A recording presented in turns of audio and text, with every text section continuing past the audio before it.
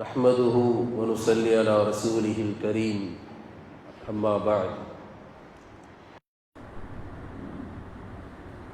الذي خلق الموت والحياة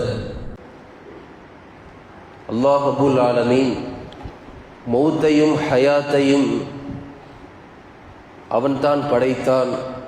லியப்லுவக்கும் அய்யுக்கும் அஹ்ஸனு அமலா, உங்களில் யார்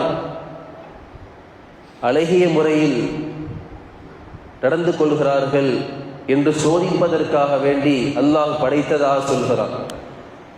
அப்போ இந்த உலக வாழ்வு என்பது ஏனோ வந்தோம் வாழ்ந்தோம் சென்றோம் என்ற பிறருடைய எண்ண ஓட்டத்தை போல ஒரு முஸ்லீமுடைய எண்ண ஓட்டம் இருந்துவிடக்கூடாது. நமக்கான ஒரு லட்சியம் இருக்கிறது. நம்முடைய இந்த உலக வாழ்வு என்பது அது மறுமைக்கான ஒரு பாய்ச்சலாக இருக்க வேண்டும், மறுமைக்கான சேமிப்பாக இருக்க வேண்டும் என்று மார்க்கம் சொல்லுகிறது. அப்படி என்றால் நம்முடைய ஒவ்வொரு செயலும் அது மறுமைக்கானதாக இருக்க வேண்டும். அதற்கு நாம் அவருடைய வழிமுறை என்ன? நம்முடைய எண்ண ஓட்டங்கள் அகத்தூய்மையோடு இருக்க வேண்டும். இஹ்லாஸான முறையில் நம்முடைய எண்ண ஓட்டங்கள் அமைந்தால் நம்முடைய ஒவ்வொரு செயலும் அது மறுமைக்கானதாக இருக்க வேண்டும். பெருமானார் ஸல்லல்லாஹு அலைஹி வஸல்லம் ஒரே வார்த்தையில் சொல்லிவிட்டார்கள், மனிதனுடைய எல்லா செயல்களும் அவருடைய எண்ணத்தை அடிப்படையாக வைத்தே தான் தீர்மானிக்கப்படுகிறது. இன்னமல் அமாலு பின்னியாத்.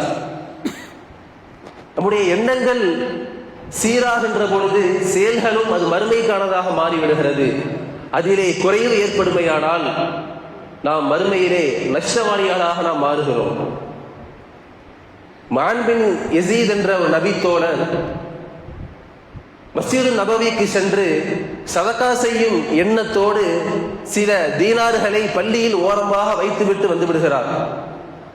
வீட்டிற்கு வந்ததற்கு பின்னால் அவருடைய மகன் அந்த தங்க காசுகளை தீனார்களை வீட்டிற்கு எடுத்து வந்து விடுகிறார். இதை பார்த்த மான் பின் யஸீத் அவர்கள் மகனிடத்திலே, இந்த தீனார்களை நான் உமக்காக வேண்டி நான் வைக்கவில்லை, ஏன் அதை எடுத்தாய் என்று மகனிடத்திலே அவர்கள் கடிந்து கொள்கிறார்கள். மகனோ, நான் அதை எடுத்து விட்டேன், எனக்கான காசுகள் என்று இப்படியே தந்தைக்கும் மகனுக்கும் இடையிலே ஒரு சர்ச்சை வருகிறது. இந்த பிரச்சனை நபிகளிடத்திலே செல்கிறது. பெருமானார் ஸல்லல்லாஹு அலைஹி வஸல்லம் சொல்கிறார்கள், மான் பின் யஸீத் இடத்திலே சொல்கிறார்கள், உங்களுடைய எண்ணத்தை அல்லாஹ் கபூல் செய்து விட்டான். எதற்காக வேண்டி நீங்கள் அந்த நாணயத்தை அங்கு வைத்தீர்களோ உங்களுடைய நியத் ஏற்றுக்கொள்ளப்பட்டு விட்டது. உங்களுடைய மகன் அதை எடுத்துக்கொண்டார், அவருக்கு இந்த காசு ஹலாலாகி விட்டது என்று பெருமானார் ஸல்லல்லாஹு அலைஹி வஸல்லம் அழகான ஒரு தீர்ப்பை சொல்லுகிறார்கள். இங்கு நாம் கவனிக்க வேண்டும், நபி அவர்கள் அந்த சஹாபியின் செயலை அங்கு பார்க்கவில்லை, என்ன ஓட்டத்தை தான் நபி அவர்கள் கவனித்திருக்கிறார்கள். நிய்யத்துல் முஃமினி கைரும் மின் அமலிஹி. ஒரு முஃமினுடைய எண்ணம் இருக்கிறதே, அவருடைய செயலை விட சிறந்ததாக இருக்கிறது. ஒரு மிகப்பெரிய ஒரு மன்னர் ஒரு பள்ளியை கட்டுமானம் செய்கிறார். தான் தொழுவதற்காக வேண்டி குடிமக்களுடைய பொருளாதாரம் உழைப்பு அல்லாமல் முழுக்க முழுக்க தன்னுடைய உழைப்பின் மூலம் ஒரு பள்ளியை கட்டுகிறார். கட்டிவிட்டு அந்த பள்ளியிலே தன்னுடைய பெயரையும் அவர் எழுதிவிடுகிறார். தூங்கிக் கொண்டிருக்கும் போது கனவிலே ஒரு மலக்கு வானில் இருந்து இறங்கி வந்து அந்த பள்ளியில் எழுதியிருந்த அந்த அரசனுடைய பெயரை அழைத்து விட்டு ஒரு பெண்மணியின் பெயரை எழுதிவிட்டு சென்று விடுகிறார். இந்த கனவு அரசருக்கு நாளடைவில் தொடர்ந்து வந்து கொண்டே இருக்கிறது. நிதானத்தை இழந்த அந்த அரசர் ஒரு வெகுண்டு இருந்து, நாம் கட்டிய நாம் தீர்மானித்த நம் உழைப்பில் கட்டப்பட்ட இந்த பள்ளியில் வேறொரு பெண்மணியின் பெயர் எழுதியிருக்கிறதே என்று அந்த பெண்மணியை குறித்து விசாரிப்பதற்காக ஆட்களை அனுப்பி வைக்கிறார்.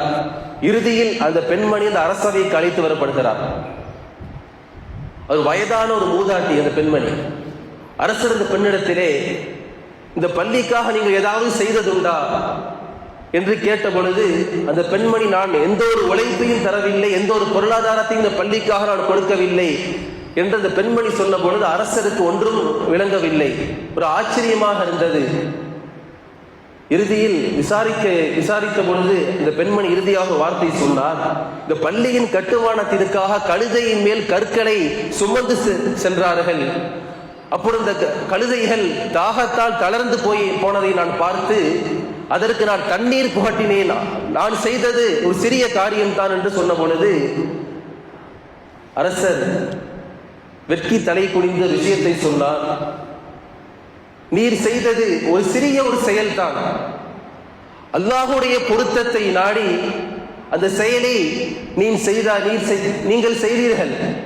அல்லாஹ் அந்த அமலை ஏற்றுக்கொண்டான். சிறிய அமலை அல்லாஹ் ஏற்றுக்கொண்டான். பிற மக்கள் பார்க்க வேண்டும் என்பதற்காக நான் பள்ளியை கட்டுமானம் செய்தேன். என்னிடத்திலிருந்து அல்லாஹ் அதை ஏற்றுக்கொள்ளவில்லை என்று அரசன் கை சேதப்பட்டதாக ஒரு வரலாற்றிலே நாம் பார்க்கிறோம்.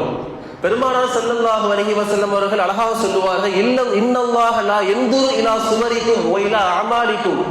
அல்லாஹ் ரப்புல் ஆலமீன் நம்முடைய வெளி தோற்றங்களையும் நம்முடைய அமல்களையும் அல்லாஹ் பார்ப்பதில்லை. மாறாக வலாக்கின் யன்துரு இலா குலூபிக்கும் வ நிய்யாத்திக்கும், நம்முடைய உள்ளங்களையும் மன ஓட்டத்தையும் தான் அல்லாஹ் ரப்புல் ஆலமீன் பார்த்து கொண்டிருக்கிறான் என்று நபி ஸல்லல்லாஹு அலைஹி வஸல்லம் அவர்கள் அழகாக சொல்லி தருவார்கள். சஹாபா பெருமக்கள் நபிகளிடத்திலே இஹ்லாஸை குறித்து கேட்ட பொழுது, அல் இஹ்லாஸு மா ஹுவ யா ரசூலல்லாஹ், பெருமானார் சொல்கிறார்கள், சஅல்து ரப்பி அல்லாஹ், ரப்பிடத்திலே அதை குறித்து நான் கேட்ட பொழுது அல்லாஹ் சொன்னான், இஹ்லாஸ் என்பது சிர்ரு மினல் அஸ்ராரி, என்னுடைய ரகசியங்களில் இருந்து உண்டான ஒரு ரகசியம், இதை நான் சொல்ல மாட்டேன் என்று அல்லாஹ் சொல்லிவிட்டான். ஆனால் அல்லாஹ் விஷயத்தை இடத்திலே முன்வைத்தான். அடியாறுகளில் இருந்து நான் யாரை தேர்வு செய்கிறேனோ அவர்களின் உள்ளத்தை தான் இந்த ரகசியமான இஹ்லாஸை நான் போடுகிறேன் என்று அல்லாஹ் ரப்புல் ஆலமீன் கூறியதாக நபி ஸல்லல்லாஹு அலைஹி வஸல்லம் அவர்கள் குறிப்பிடுகிறார்கள். இந்த நபர்களில் அல்லாஹ் நம்மை சேர்த்து அருள் புரிவானாக. கண்ணியமானவர்களே, ஒரு காரியத்தை பிற நோக்கங்கள் இல்லாமல் அல்லாஹுடைய பொருத்தத்தை, அல்லாஹுடைய ரிதாவை நாடி நான் செய்கின்ற பொழுது அது ஒரு சாலிஹான ஒரு அமலாக, இறைவன் சொல்லியது அஹ்ஸனு அமலாக அது மாறி போய் விடுகிறது. உலக நோக்கங்கள், பிற எண்ணங்கள் அதிலே கலக்கின்ற பொழுது அது மாசடைந்ததாக மாறிவிடுகிறது. சொல்கிறான் அல்லாஹ், மன்கான யுரீதுல் ஹயாத்த துன்யா வ ஸீனதஹா, எவரோ ஒரு செயலை உலகத்தினுடைய ஆசைகளை நோக்கங்களை முன்வைத்து யார் செய்கிறார்களோ அதற்கான பயனை, அதற்கான கூலியை நாம் உலகத்திலே கொடுத்து விடுகிறோம். நாளை மஹ்ஷர் மைதானத்திலே அவர் ஒரு முஃப்லிஸாக, ஒரு ஏழையாகத்தான் எழுப்பப்படுவார் என்று அல்லாஹ் ரப்புல் ஆலமீன் தெரியப்படுத்துகிறார். இது போன்ற எண்ணங்கள் வருகின்ற பொழுது நாம் ஒரு விடயத்தை, யதார்த்தத்தை புரிந்து கொள்ள வேண்டும். நம்முடைய ஒவ்வொரு மன ஊசலாட்டங்களையும் எண்ணங்களையும் அல்லாஹ் பார்த்து கொண்டே இருக்கிறான் என்ற ஒரு யதார்த்தத்தை முதலில் விளங்க வேண்டும்.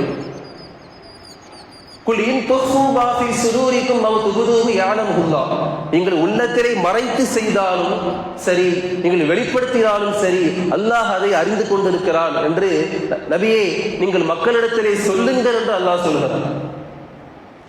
இஹ்லாஸுடைய இந்த எண்ணம் நம்மிடத்திலே வருமானால் நம்முடைய ஒவ்வொரு செயலும் அது மறுமைக்கானதாக மாறிவிடுகிறது. ஒரு அடியான் படைப்பின் லட்சியத்தை பரிபூர்ணமாக அடைந்து விடுகிறான்.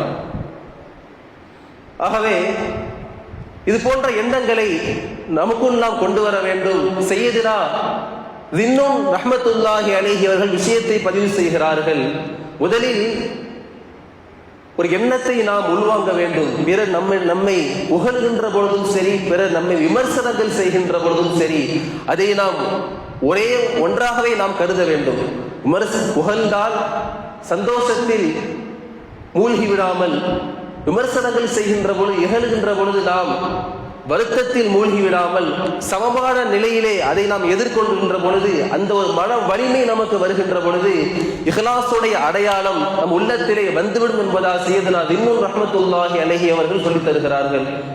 மேலான கண்ணியமானவர்களே, இது போன்ற நல்ல எண்ண ஓட்டங்களை நமக்குள் நாம் விதைத்து நம்முடைய ஒவ்வொரு செயலையும் அது மறுமைக்கான பாய்ச்சலாக, சேமிப்பாக ஆக்குவதற்கு அல்லாஹ் ரப்புல் ஆலமீன் தௌஃபீக் செய்வானாக. வாஹிரு தஅவானா அல்ஹம்துலில்லாஹி ரப்பில் ஆலமீன்.